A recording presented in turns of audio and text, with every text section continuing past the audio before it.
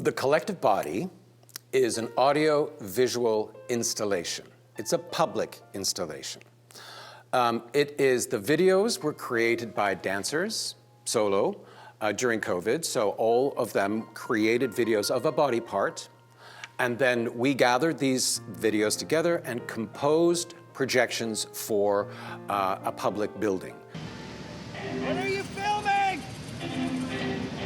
Whatever windows you have, we create a composition which will suit the number of windows and the sequence of windows that you have.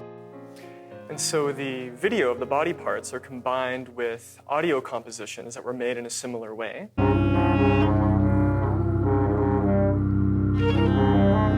So we got these dancers to make videos, and we sent those videos to musicians who created music based on the video they saw. And then we took those sound recordings and we sent them to other dancers to make a video based on the sounds they heard. So there was kind of a growth like a rhizome, where one would inspire another and it would start to sort of algorithmically expand. So Looks Like Sounds is a live improvisation between musicians and dancers. It's a good companion piece for the collective body, though it's not necessary for it. And Looks Like Sounds would involve us working with local musicians and dancers to do a couple workshops of improvisation and a live performance. So the technical requirements for the collective body are projectors of about 6,000 lumens, and we've done the show with 4 projectors, but you can do it with fewer. And the windows themselves had to be covered with vinyl to be used as projection surfaces, and for the sound we need a PA system, and we need a computer to run the projectors. The collective body is a good opportunity to animate a previously ignored area in your city.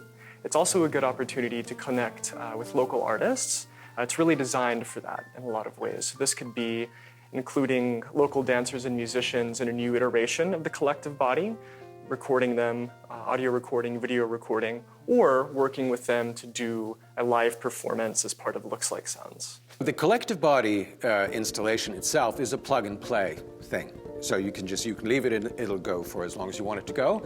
But if you want to involve your community or local artists in the installation, we've been experimenting with having live performers on the inside of the windows. So creating a shadow, the profile shadow on the windows that you can see from the outside, which was very interesting.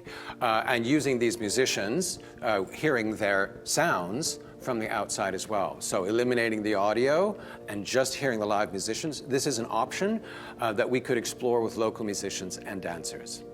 The collective body is quite diverse in the number of different kinds of spaces it can be installed in. So different architectural spaces, different styles and shapes of windows as well. And so the collective body came about just before COVID. We had a good amount of funding for the Living Things Festival, and we suddenly could not have this festival.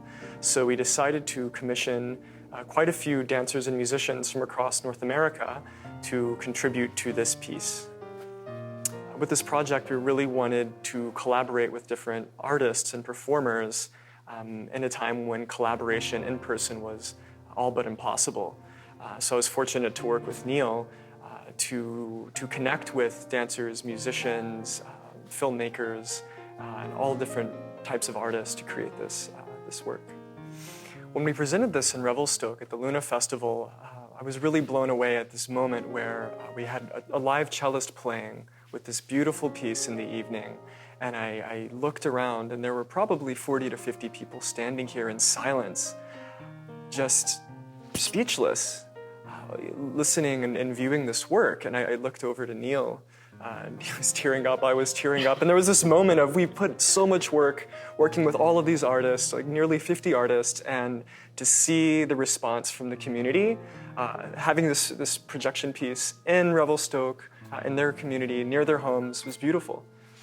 Well, we had, when we did the installation in Kelowna, there was a little family, parents and their little daughter, who came every night. And it was there were 20 performances, 20 days of that installation, and they came every night. Yeah, it's a very reflective, very meditative. There's no story, and you can tell that right away. So you can just spend some time there, and people talk, and people, they just gather and hang out together and enjoy. And oh, look at that one, and it's a pleasure. Yeah. The music is interesting as well because it combines such a wide variety of instruments. So you have the hurdy-gurdy, cello, saxophone, bongos, slurping mouths, all kinds of wonderful sounds mixed together. The air who. So yeah, just a wonderful combination of a wild assortment of sounds. And a wild assortment of bodies. So they're old, young, diverse, as diverse as we could manage, which was quite diverse.